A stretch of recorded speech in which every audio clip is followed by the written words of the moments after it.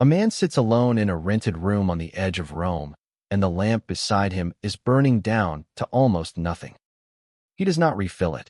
Oil costs money now, and money is one of the many things he used to have. A year ago there was a house. There were shelves and cups that matched and a door that locked. Then men came, with a list and a Roman seal, and they carried it all out into the street, while the neighbors watched and said nothing. He was not arrested that day. Some of his friends were. He can still picture the way they looked back at him from the cart, not angry, just tired. So tired. And here is the thing nobody outside that room would understand. He could end all of it tonight. He could walk down to the synagogue in the morning, the one his grandfather helped build, and he could say 7 words out loud. I am done with the Nazarene. That's all. 7 words, and the pressure lifts. Because the faith of his fathers is legal under Roman law. It is old, it is respected, it has papers. The new thing, this business about a crucified carpenter being the Son of God, has no papers at all. It is not a religion in the eyes of the empire. It is a rumor that gets people killed. So he sits there doing the math that exhausted, frightened people do at 2 in the morning. And into that room, earlier that evening, someone had read a letter aloud. He is still holding it. He does not know who wrote it. That is not a small detail. Hold on to it, because there is a question about this letter that no scholar in 2,000 years has been willing to answer with certainty. The most brilliant mind in the early church would only give 4 words when they asked him who the author was. We will come back to those 4 words, but not yet.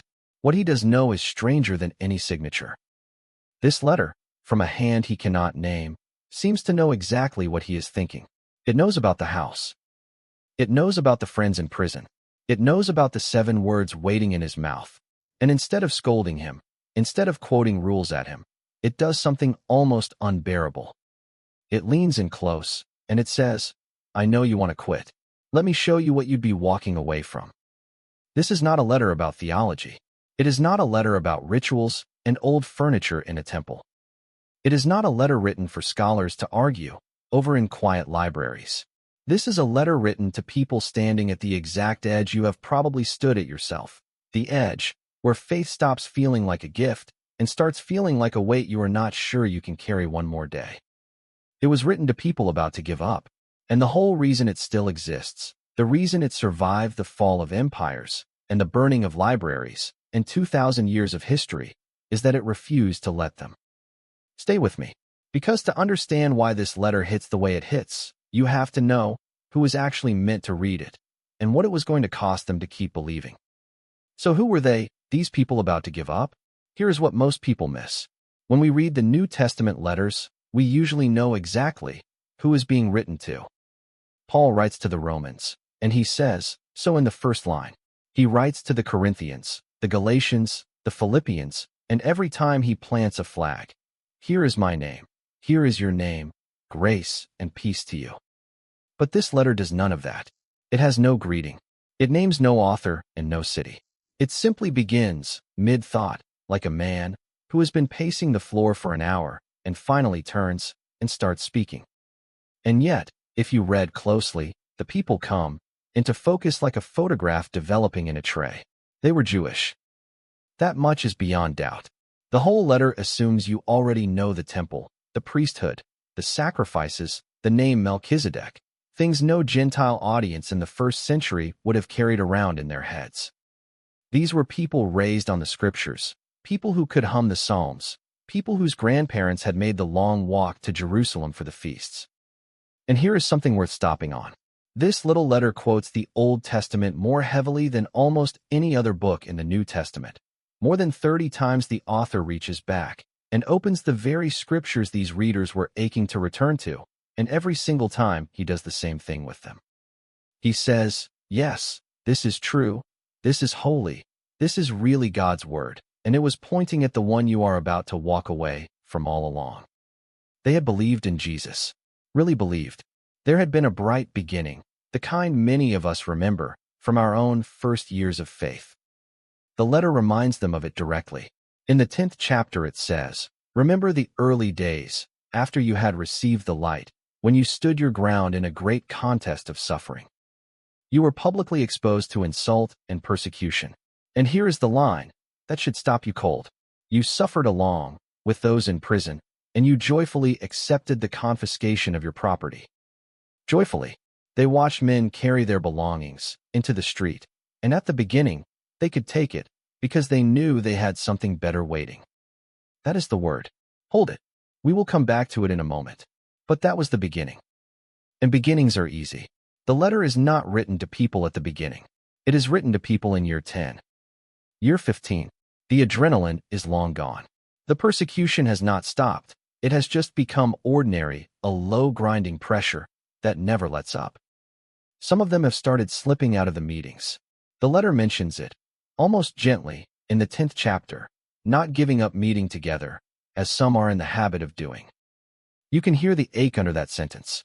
Some of you have stopped coming. We notice the empty places where you used to sit. And you have to understand what going back would have given them. It was not only safety. It was their mother's approval again. It was their father speaking to them at the table again. It was the synagogue their grandfather helped build, the smell of it, the songs they had known since they were 4 years old, the whole warm world of belonging that they had lost the day they said yes to a crucified man. Going back would not have felt like betrayal. It would have felt like coming home. This is grief, and it is a very specific kind. It is not the grief of losing everything all at once. It is the slower, heavier grief of wondering whether it was worth it. Whether you gave up your family's respect, your safety, your standing, your grandmother's synagogue, for a man you never met, who died a criminal's death on a Roman cross, and who has not come back the way you expected, and the waiting is so much longer than anyone promised. That is who is holding the letter. And now watch what it does. It does not argue them out of their pain. It does something far bolder. It outloves the thing they are tempted to run back to. From the very first sentence, it starts stacking up a case. Not that the old faith was bad, but that what they now have is greater. Long ago, it begins, God spoke to our ancestors, through the prophets at many times and in various ways. But in these last days he has spoken to us by his Son. Do you feel the pivot? The prophets were real. Moses was real. The temple was real and holy and given by God himself. The letter never denies any of it. It simply says, all of that was God whispering through a curtain, and now the curtain is gone, and the Son is standing in the room.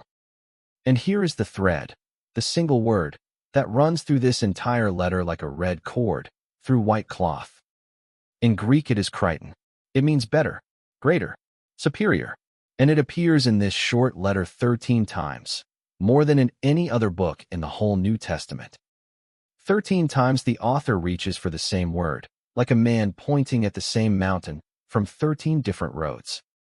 A better hope, a better covenant, better promises, a better sacrifice, a better country, a better resurrection, over and over. Because the argument is not complicated, even though the letter is. The argument is this: I know what you are about to walk back toward. And I am telling you, on my life, that what you already have is better, better than the angels. The first chapter spends its whole length proving that the Son is higher than the angelic messengers the Jewish people revered so deeply, because to these readers, angels were not soft creatures on greeting cards. Angels were terrifying, blazing beings who had delivered the law itself on Mount Sinai. And the letter says, calmly, the Son is higher than all of them. They worship him, better than Moses. And this one would have landed like a thunderclap. Moses was everything to these people. Moses was the deliverer, the lawgiver, the man who spoke with God face to face. There was no higher human name. And the letter walks right up to that name and says, in the 3rd chapter, Moses was faithful as a servant in God's house. But Christ is faithful as the Son over God's house. Moses was in the house. Jesus built the house. Moses was a faithful servant. Jesus is the faithful Son.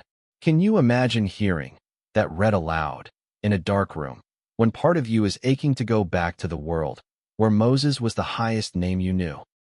It is breathtaking, and it is dangerous, and it is exactly what a person on the edge needs, not a smaller vision, but a bigger one. This is the letter's whole strategy. It does not chase you down the road you are about to take and grab your arm. It stands in the doorway you are trying to leave through, and it says, "Before you go, look at what is behind you in this room." Look again. You have a better word from God, a better mediator, a better hope than anything that has ever existed. Are you sure you want to trade it for safety?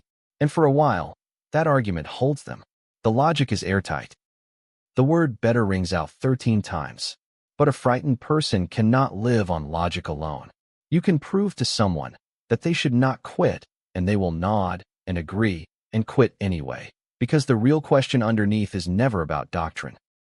The real question is the one the man in the dark room is actually asking. It is not, "Is this true?" He already believes it is true. The question is quieter and far more human than that. The question is, does anyone up there understand how hard this is for me? And the answer this letter gives to that question is the most tender thing in the entire New Testament. But it gets stranger. Because to explain who could possibly understand the man in that room, the letter is about to reach past Moses, past Abraham, all the way back to one of the strangest figures in the entire Bible, a man with no father, no mother, and no grave. Before we go back that far, let me stop for just a moment. If this is landing on you, if some part of what that man is feeling in that dark room feels a little too familiar, do me a favor and subscribe, because the second half of this letter is where it stops explaining and starts reaching straight for the throat of the thing you are afraid of. And I want to hear from you. Have you ever stood at that edge? The one where faith stopped feeling like a gift and started feeling like a weight. You do not have to say much. Just one word in the comments. Here. So the next person scrolling by at 2 in the morning, sitting in their own version of that room, knows they are not the only ones still holding the letter. Now, let's talk about the man with no father. To answer the question the whole letter is really about, does anyone up there understand? The author does something strange. He reaches back 2,000 years to a man who shows up in the Bible for exactly 3 verses and then vanishes.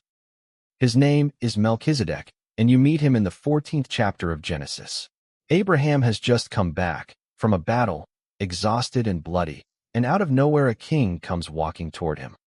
This king is also a priest. He carries bread and wine. He blesses Abraham.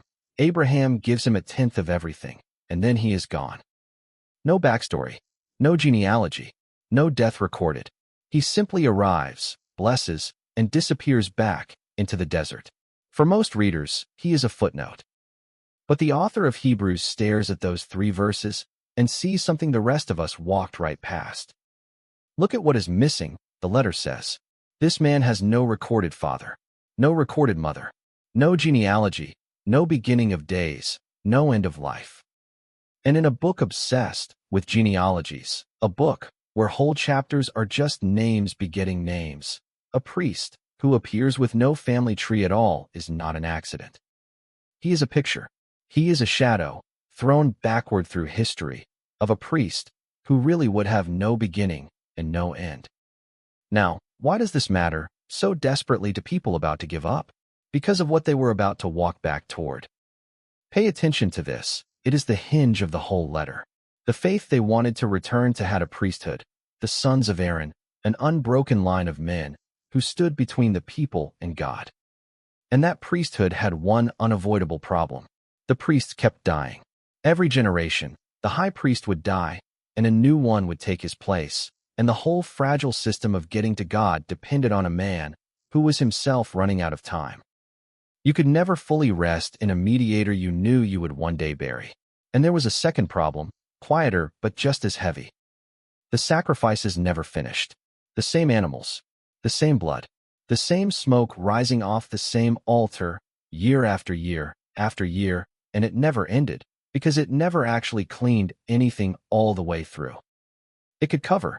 It could not close the account.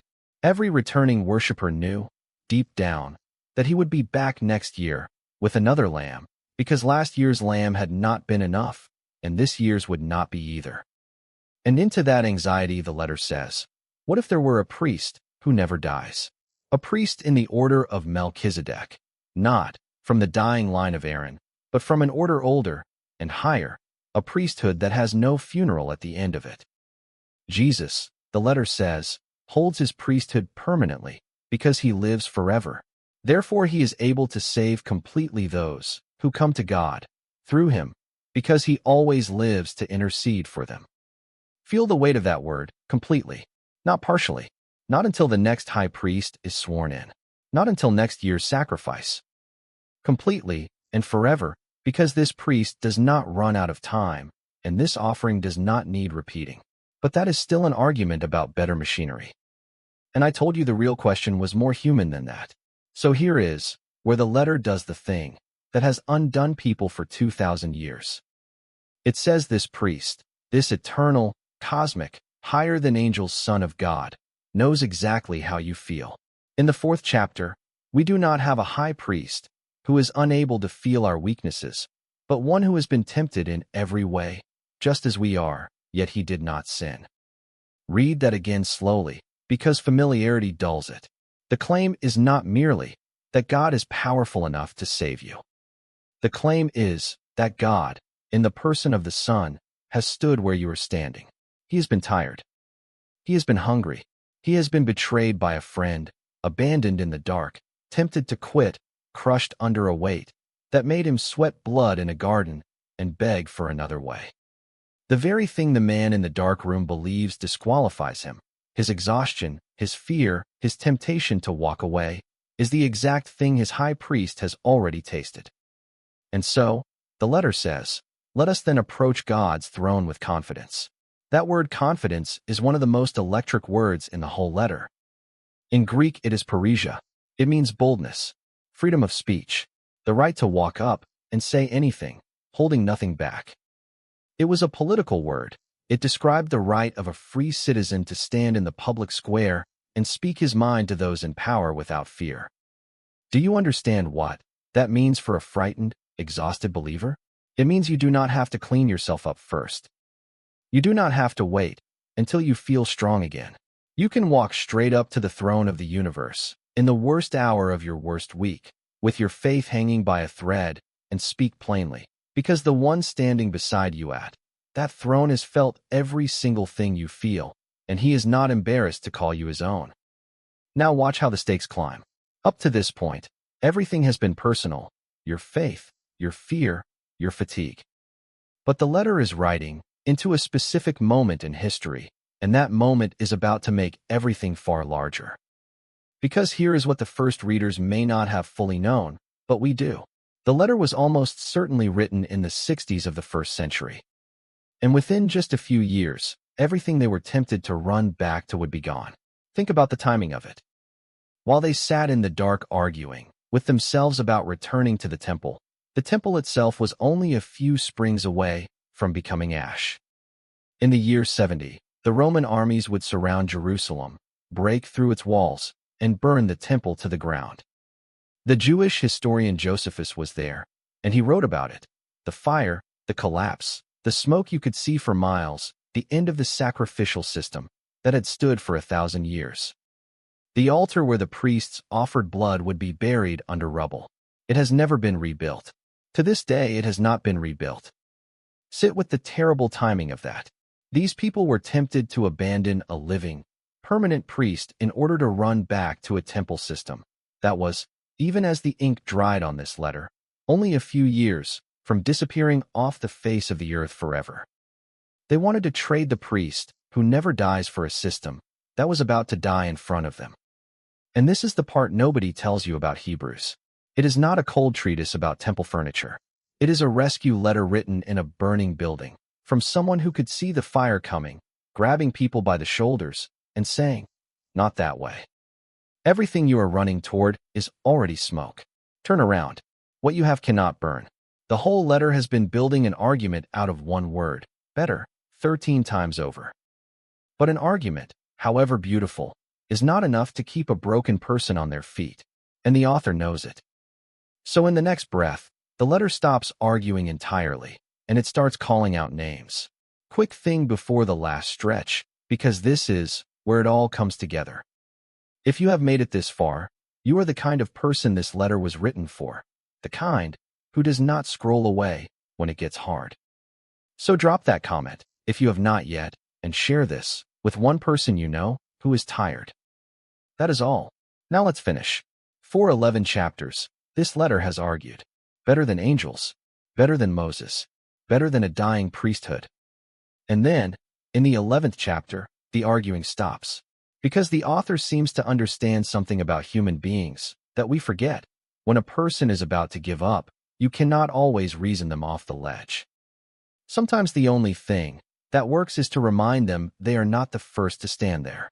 So the letter starts naming names. And it does not name the winners the way you would expect. It begins with a definition. Now faith is the assurance of things hoped for, the conviction of things not seen. And then it walks you through a gallery of people who lived and died on exactly that, the assurance of things they never actually got to hold. There is Abraham, who left everything he knew and went to a country he had never seen because God promised it to him. And here is the detail that should wreck you a little. He never got it. Not really. He lived in that promised land his whole life, as a stranger, in tents, owning nothing but the field he bought to bury his wife in. The letter says it plainly. All these people were still living by faith when they died. They did not receive the things promised. They only saw them and welcomed them from a distance. Abraham spent his entire life believing in a home he watched only from far away, like a man looking at a lit window from out in the cold. There's Rahab. Stop on her for a moment because of who she was. She was not a prophet. She was not a queen. She was a prostitute in a doomed city, a woman with a past that would have kept her out of every respectable room in the ancient world. And the letter drops her name into the hall of faith right alongside Abraham and Moses, with no apology, no asterisk. By faith, Rahab was not killed. If you have ever been sure that your past has disqualified you from this, that whatever you did or whatever was done to you put you permanently outside, this letter reached into the oldest, most respectable list it could find, and it put a woman like you in the middle of it on purpose. And then the letter does something almost unbearably honest. It lists the ones who won, who shut the mouths of lions, who escaped the sword, who saw the dead raised. And then, without changing its tone at all, it lists the ones who lost. Others were tortured. Some faced jeers and floggings, chains and imprisonment. They were put to death by stoning. They went about in sheepskins and goatskins, destitute, persecuted, mistreated. And then the line, that changes everything. The world was not worthy of them. Do you hear what that does? It refuses to define faith by outcome. This is not a story about people who prayed and got rescued. This is not a story about believing hard enough to win. This is not a story where the faithful all got their reward on this side of the grave. It is a story about people who held on when holding on cost them everything and gave them nothing back that they could see. And heaven looked at them and said, the world was not worthy of these. That is the company the man in the dark room is being invited to join. Not the comfortable, not the safe. The ones who kept walking toward a lit window they could only see from far off. And now the letter brings it home with an image that anyone who has ever pushed their body past its limit will feel in their chest. Picture the last mile of a long race. Picture a runner whose legs have stopped obeying, whose lungs are on fire, who has passed the point where willpower helps and entered the place where every single step is a decision made against the body screaming. You have felt some version of this, even if you have never run a step, the 2 a.m. of the soul, the moment where quitting is not a temptation anymore, but simply the path of least resistance, the moment where stopping would be so easy and so understandable that no one could blame you. Now picture that runner lifting their eyes to the stands, and before they even lift their head, they hear it, a wall of sound, thousands of voices rolling down onto the track. The stands are full, packed, roaring on their feet, and every person in that stadium has already run this exact race. They know the mile you are in. They know the fire in your legs, because they felt it, and they finished anyway, and now they are screaming your name. That is the image the letter reaches for at the very top of its climb. Therefore, since we are surrounded by such a great cloud of witnesses, let us throw off everything that hinders, and let us run with perseverance the race marked out for us. The great cloud of witnesses, that is Abraham in his tent, and Rahab on her wall, and the tortured ones in their sheepskins, and every believer who has died still holding the letter. They are not spectators who wandered in. They are the ones who already ran your race, and they are on their feet, and the stadium is deafening. And then the sentence that the whole letter has been climbing toward from its very first word. Let us run, fixing our eyes on Jesus, the pioneer and perfecter of faith, who for the joy set before him endured the cross, scorning its shame. Not fixing your eyes on your strength, you have none left, and the letter knows it. Fixing them on the one who ran first, through something infinitely worse, for a joy he could only see from far off, exactly like Abraham's lit window. Which brings us, finally, back to the question I asked you to hold at the very beginning. Who wrote this letter? The strange and beautiful truth is that no one knows. This is the only book in the New Testament that never names its author. For 2,000 years, the greatest minds in the church have argued over it. Paul, some said. Others said Barnabas, or Apollos, or even Priscilla, a woman, which would explain why a persecuted community might have quietly left the name off. And the most brilliant scholar of the early church, a man named Origen, studied it harder than anyone. And when they finally pressed him for an answer, he gave only 4 words. God knows the truth. God knows the truth. That is the whole answer. The man who could have guessed better than anyone laid down his cleverness and said, in effect, I don't know, and only God does. And there is something almost perfect about that. The most powerful letter ever written to people about to quit, the one that has held up exhausted believers in every century since, comes to us from a hand we cannot name. And maybe that is the point, because the letter was never really about the one holding the pen. From its first line to its last, it points away from itself, past every human name, even past Moses, to the only name that never changes. Jesus Christ is the same yesterday, and today, and forever. The author signs no name, because the author is not the point. The one the whole letter is pointing at, he signs everything. And the man in the dark room, holding a letter with no signature? He does not walk to the synagogue in the morning. He stays. So what do you carry out of this letter, if you carry anything at all? 3 things. Hold on to them, because you are going to need them. The first is simple, and it is the whole spine of the letter. Better. Everything you have in Christ is better than anything you would ever walk back toward. A better word from God, a better priest who never dies, a better covenant, a better country, a better hope. 13 times the letter says it, because it is the one fact a frightened person forgets first. Whatever you are tempted to trade this for, the trade is bad. What you have cannot burn.